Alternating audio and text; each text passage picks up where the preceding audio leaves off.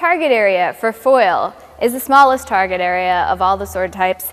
This, it's my trunk and my back, and that's it. My arms, my legs, and my head are excluded. So your target area, and when you're making any kind of attack, you're aiming for this prime area. Every once in a while, in some different sorts of flicks or flushes, you might hit the back of a fencer, but most of the time, this is what you're aiming for.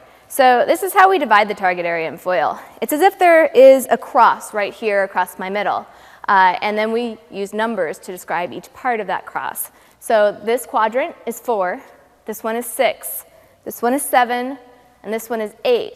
And the numbers are the same on my opponent. So that every time someone makes an attack, you can divide at least the idea of the quadrant into these 4 sections. Now the ones you'll be using most frequently, especially as you begin fencing, are up here, are your 4 and your 6. Another important concept to understand is the concept of point in line. If I have a point in line in foil fencing, it means that my foil is actually aiming at target area on my opponent. So the tip of my sword is pointed at 4, 6, 7, and 8. Also, to have my point in line, my arm has to be extended. I have to have a straight arm. It's really important when you're establishing right away, which we'll talk about soon. So again, target area, 4, 6, 7, and 8. It's only the trunk, the front, and the back.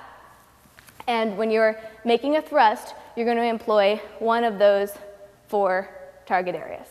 So let's demonstrate. I'd like to demonstrate each of the 4 attacks that we just discussed.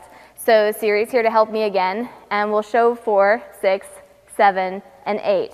And again, in foil, you can only attack with the tip of your sword. Only thrusts are legal. So each time I hit, I'm hitting with the tip of my sword. I'll thrust 2, 4,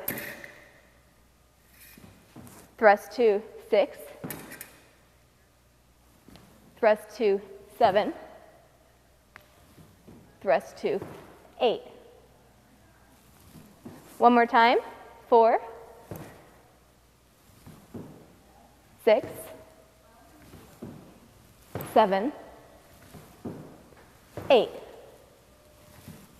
Now, each of those thrusts has uses that are better at different times. Each fits into different strategies, and there are accompanying parries for each. But those are your 4 basic moves. And again, in the beginning, you'll find that you use 4 and 6 much more often than the other 2.